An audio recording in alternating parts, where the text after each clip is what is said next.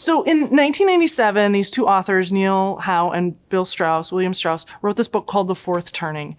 And it was a really pivotal book for me. And I know it was a pivotal book for many other people too, some of whom have policy positions now. But basically the author's premise was that America goes through these four turnings. And it was helpful for me to kind of think about that and think about the history of that. And then when 9/11 happened, and then when the Great Recession happened, I realized, oh my gosh, we've hit the fourth turning. And between the time that the book was written and the Great Recession, one of the authors passed away. So I thought, well, it's probably not likely that this book is going to get updated. So I was like, well, if I was going to interpret the fourth turning for my generation, Generation X, and successive generations, what would I write about? So I wrote this book called Regeneration. And the premise is that America goes through seasonal cycles.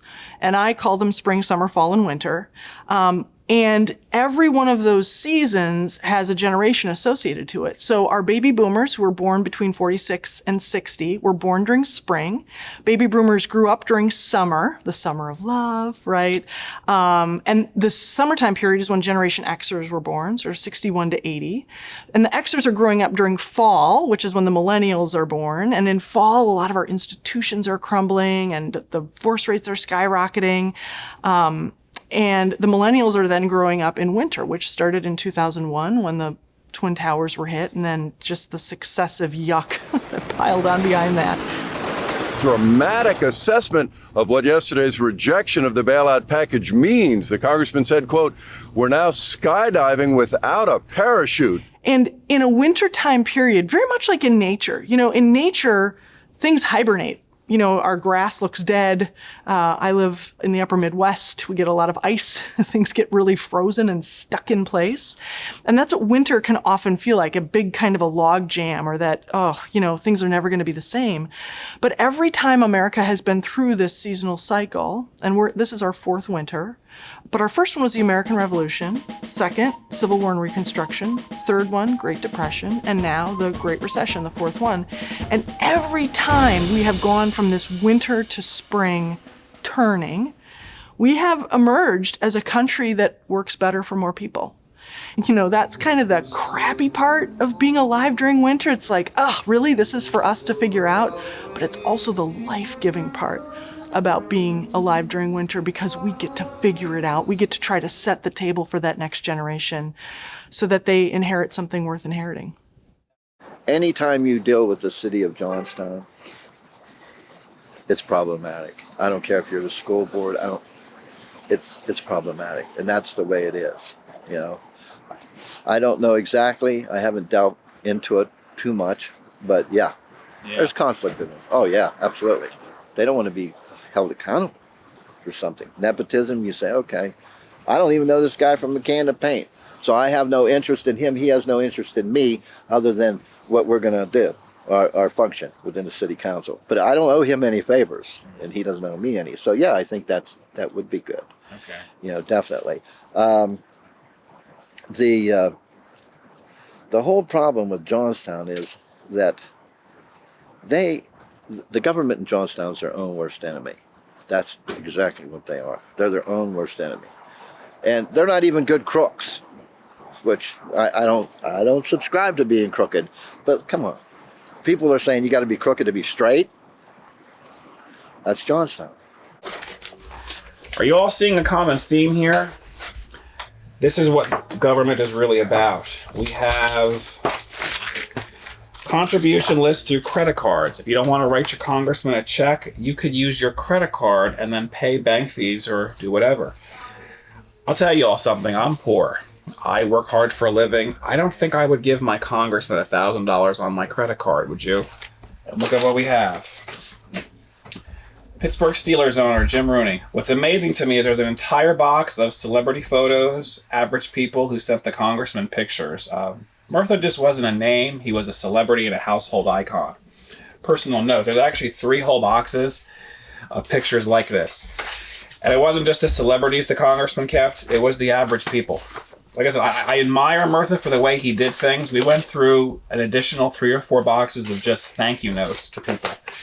One thing I could tell you about the congressman's history, if you wrote him a letter, they said he worked late at night. He read every letter and responded personally. And we're talking about expenses. Let's see. Business ads. Here is a monthly statement. So his advertising statement for his corporate account for Murtha for Congress had a $40,000 line of credit, $23,000 available. You could see how some of the, I'm assuming this is his credit card account. So now we have information that our congressman who took online credit card donations had his own credit card he made monthly payments. So, every month there was a payment. Someone had to write a check. Here's a bill for $12 for Chinese soup for Congressman Murtha, paid for out of the account. And I'm sure it's all legal to do this. Here is a monthly statement. You realize that our legislature is actually big business in and of itself. These people are actually more like corporations because we have credit card bills for a campaign. We have pictures with celebrities. Is this what it means to be in office? And how many people are aware that when they're electing their congressman, their congresswoman, their senator, their president, what you're really electing is the corporation behind them that gives them millions, thousands, how much money? How much do you know about? Do you ask them questions? Would the term moneymaker be applied here? Oh, absolutely. Whoever gets the most money usually wins because whoever gets the most money can buy the most advertising. So if you have more money for advertising space, you can control a message. And it's across the board. Every government official, every government board, some are worse than others, some are better than others, but most are all corrupt. And at the end of the day, this area is declining. The whole area, the city, the county, it's going down, and people just want to put their head in the sand and they just want to ignore it. Sometime it's going to be too late, or they're going to have to move like most of the people do. 1,000 a year? According to the census, we lose 1,000 people a year, and we are still on the 2010 census numbers. Because COVID hit in 2020, our county should have been demoted in rank. They were able to hold on because of COVID till 2030, so when we actually hit 2030 and we are downgraded in population, we lose a judge, we lose county officers, we lose funding. They're not addressing it. They're just pretending, and they're not going to.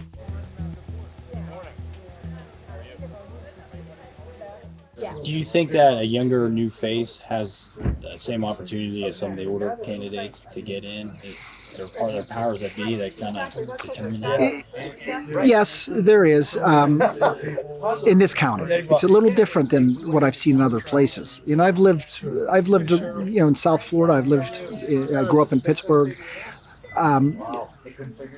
There's a select few that make the decisions here, and that's got to change. I mean, look what's happening here in Johnstown and Cambria County. This area is suffering, and these people have had their chance. It's time for a change here, and I'm working. I'm taking a lot of my own personal time to make a change here. I'm not getting paid for this. I do this because I care. I moved here by accident, and I fell in love with this area. These people don't realize what they have here. A daughter that's 18 months old, and I plan on raising her here, and that's why it's so important to me that I see tomorrow as a better place for her.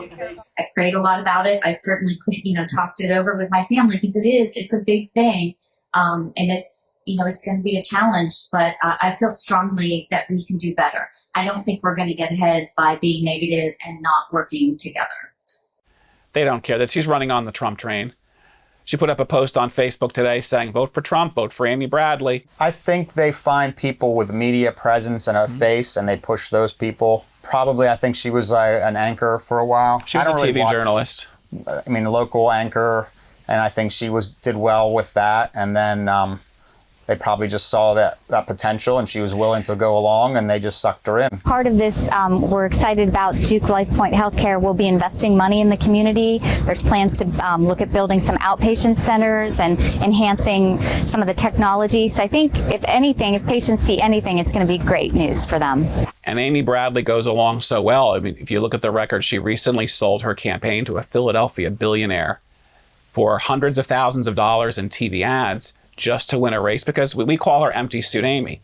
Amy does what she's told. She reads a script. She doesn't have any thoughts for her own. And for as horrible as that is to say, and Amy will probably watch this video, I can't stand the fact that my future potential government official is so corrupt and so dirty. She goes to secret meetings. She may or may not sign non-disclosure agreements.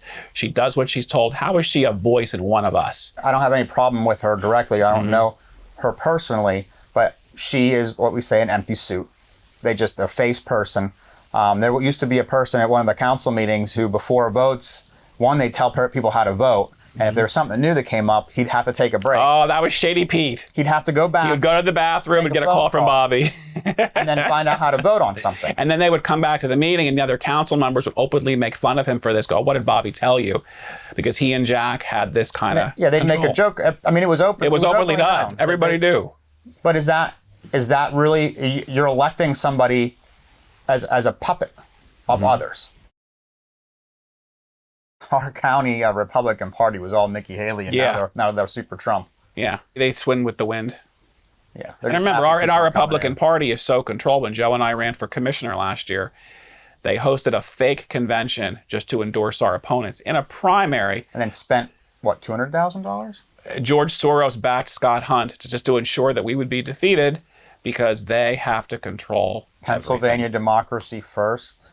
We had our local politics has no choice. Our government officials tell you who you should vote for, what you should do, and how you should eat, and who you should pray for. One of the things that they were looking to do was on the national, which they were trying to take over local offices, local DA races, local school boards, local city council kind of things, from the top in, and manipulate and spend money to get those people elected so that they would have control over them at the top. So I think there was like a effort to do that, and I think we're seeing some of that effort, or a lot of that effort. We, instead of spending millions of dollars at these top races, we're going to spend hundreds of thousands at these little races because we're going against Bob the plumber, or someone in the mom wants to run for school board that isn't going to spend maybe $10,000 is too much, and they can spend 20 at like nothing. And they did that to us. They put us in mailers. They own school boards, they own city councils, they control these things because to them it's pocket change, and they're competing against the mom that wants to make a better school for her kids that pays $100 to do the register for the petitions, and that's about it. Right. Yeah. And then they got to compete against someone who's bought and paid for it, and they spend $20,000 on a school board race, or $50,000+ for a city council. I mean, it's insane. Or $200,000 for a commissioner race in the primary. And now we're seeing, $1 million+ on a state house race with Burns and Bradley. Again. This is the second time they're doing this because they're desperate to win that. You have a Philadelphia billionaire wanting to control Cambria County politics. I think the only way that we can move forward as a community and Vision still in existence is if Vision opens their board meetings up to the public and allows the public to be part of the decision-making process. Until that happens, there's always going to be this distrust of what is Vision doing behind closed doors. So they have bylaws, but the same people that were on there pretty much from the beginning still control Vision 2025. Now, when the elected officials dropped off, they just appointed different people. They just appointed other people in the community that have a strong grip on a certain sector of the community. But we also have some big fish that like being big, punks in the area. That's putting it nicely. But we do have a very talented business people around here that can encourage and give that mentorship and that knowledge, pass that to the next generation that needs to be around here. And that's again why we want to be that focal point, that focus area, that channel that experience that those mentors have and start hooking them up or pairing them off or just channeling that knowledge towards the entrepreneurs that we want to. It's so scattered around here, surprisingly scattered for the area, but that's what we want to do is we want to consolidate everything and start having those experienced mentors that know what they're talking about, collaborate with young, energetic entrepreneurs with new ideas, fresh ideas, new takes on everything, and get them to working together. And that's when we'll really start seeing some movement, or one of the things that will help with it. And I think that, companies generally look at things from a cost and a market-driven standpoint. So you want to locate closest to where most of your talent is, and you also want to have convenience for your employees. I strongly am excited about the potential of locating in Johnstown as the city at some point in time. Currently, the amenities aren't there. that I need to satisfy my employees' needs, and also for us, Pitt Johnstown's lifeblood for us. We have a very close collaboration with them, and being next to them is hugely important for us. I think for others, once again, it's cost and market driven, and they need amenities for their employees. But there are companies that are moving into town. There's a learning technology company that we know that just moved here several months ago.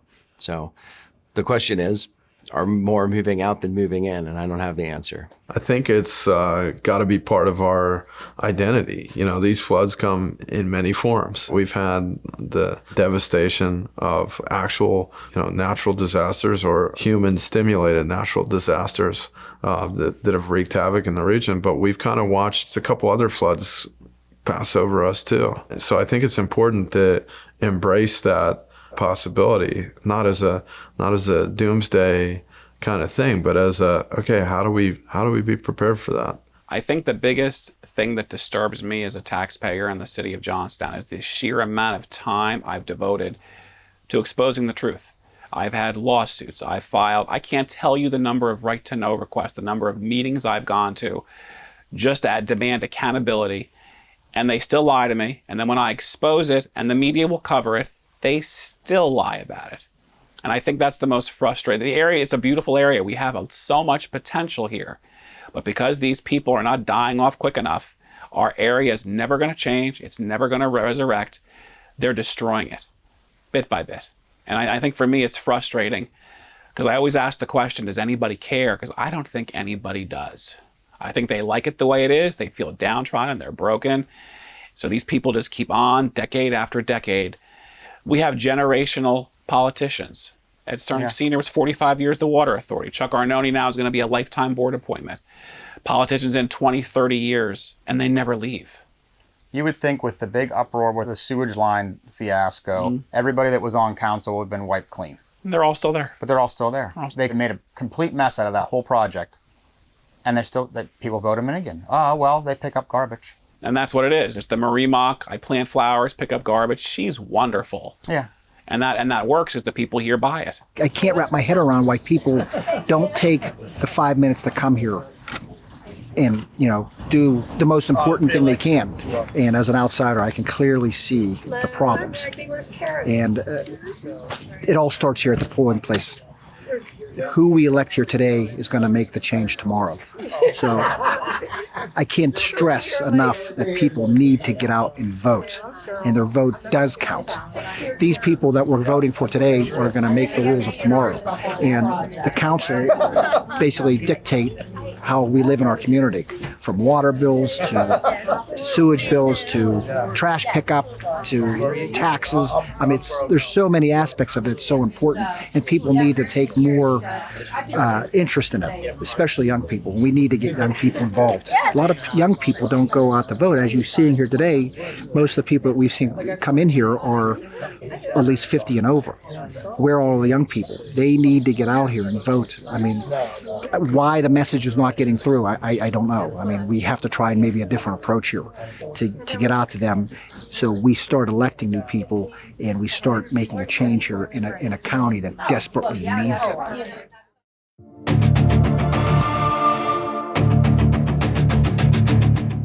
Vision's already announced. They had a meeting last month. They're announcing they're changing their name and reorganizing. They're going to drop the 2025. So they're basically saying, I had an audio recording, I put it on Facebook.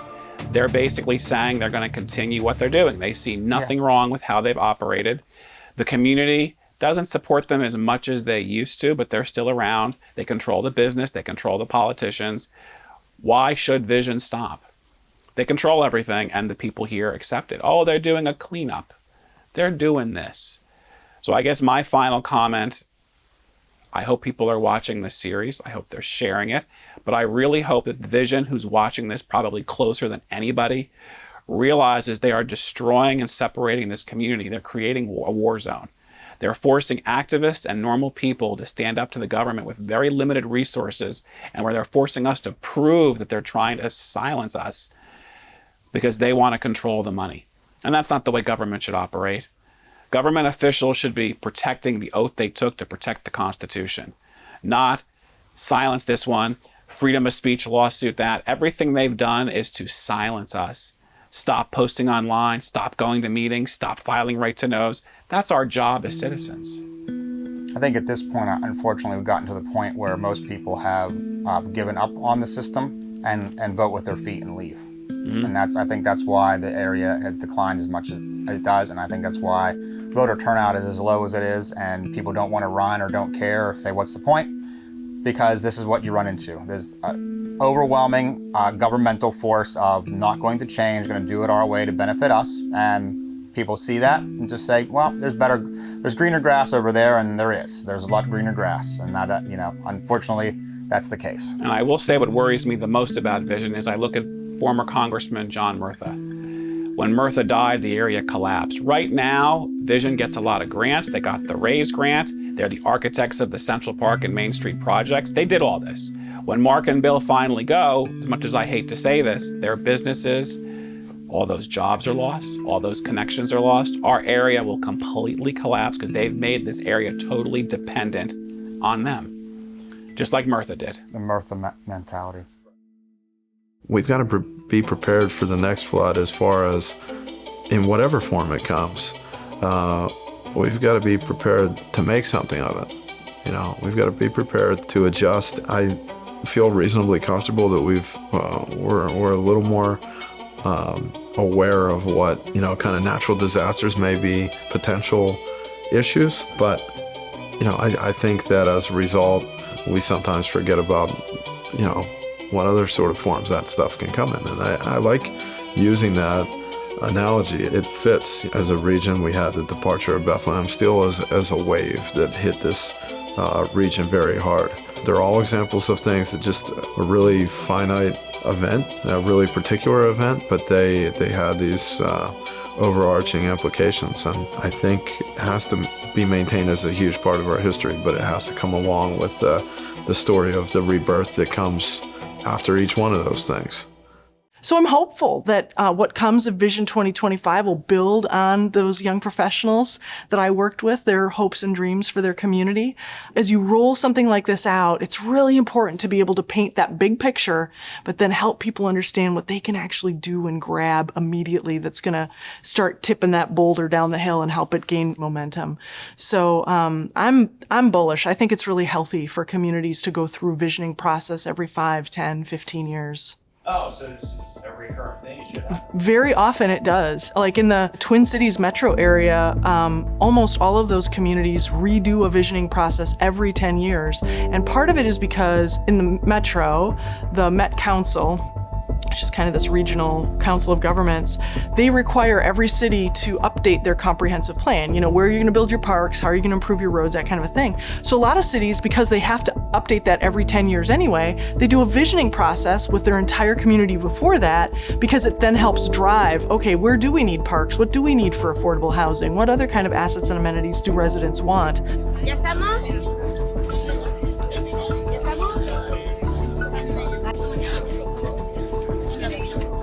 If you do something with resident input, it's brilliant to ask residents what they want, because it just gets them bought in. It gets them feeling like my voice matters. It carries. The community is going to do something with what I tell them. And then that just becomes a really strong, dynamic civic thread.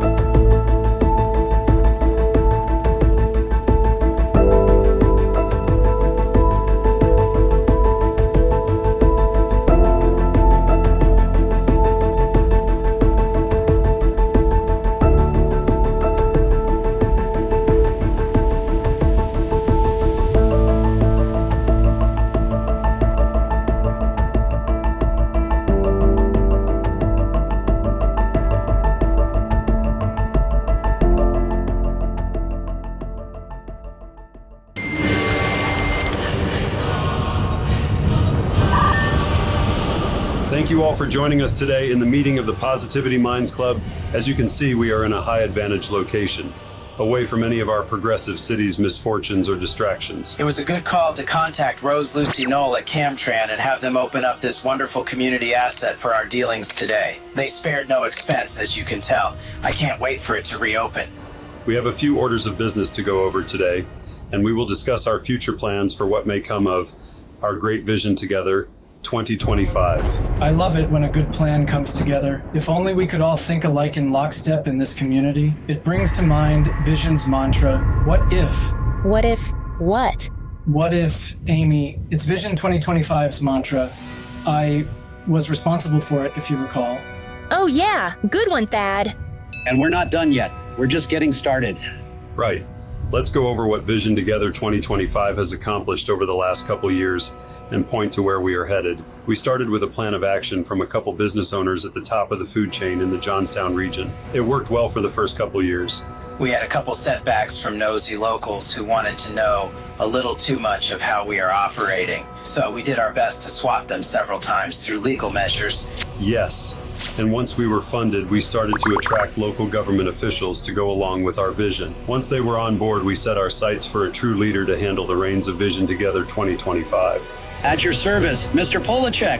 We feel very fortunate to hire someone with Mike's incredible background. We are at a turning point in the evolution of Vision. There's so many great things happening, and Mike is the perfect person to help us continue to move the organization and the community forward. We managed to accomplish quite a lot in just a few short years. Everyone in town picked up a shovel, a garbage bag, and started their efforts to clean up this money pit. Some of Vision's major milestones: we organized government monies to distribute amongst ourselves. We attracted outside groups to take interest in our dilapidated commercial inventory. We organized groups who would drop what they were doing and start community cause that fits our narrative. We even hired a DC lobbyist to vouch for us in order to qualify for downtown raise grants, which we obtained over the course of many years of governmental discussions. It was a lengthy process. So worth it in the end, if I may add. Now that the year 2025 is amongst us, we look to the future. We set up a plan to rebrand ourselves after the 2025 date has arrived, and we'll continue our central scheme under a new name. So what's the new name going to be? We have a few working titles, and we are anticipating our release to the world by 2025. The mantra could be, we're not going anywhere. Speaking of which, Mike, you're fired. Wait, what? Why? Although you were like a son to me at times, you managed to not live up to the hype in your book. The confidentiality policies and Afghan refugee plan were not highlights in your Western Prairie, I must say. Saddle up your horse. It's time for new grazing elsewhere. We're sad to see you go. You are definitely a standout candidate amongst the list of national candidates Bill and myself combed through one evening at the Holiday Inn downtown. Don't go away mad, cowboy. Just go away. Mike, I'll need my horse pogo stick back you borrowed from ACRP if you don't mind. We have so many wonderful things happening in this city. I'd hate to see a good thing disappear.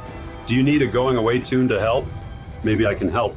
Oh, this one is so good. I've heard it twice now. I could stay awake just to hear you breathing.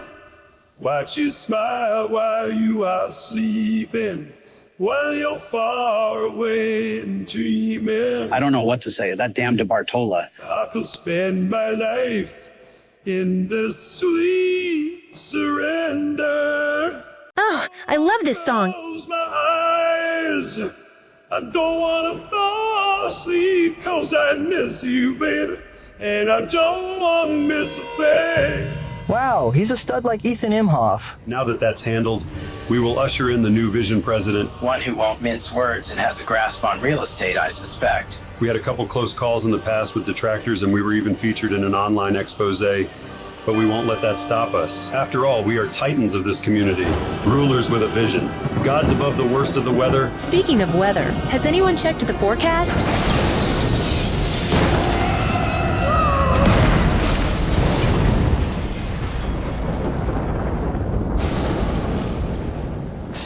It's okay, everyone. I used to work at a hospital. Amy!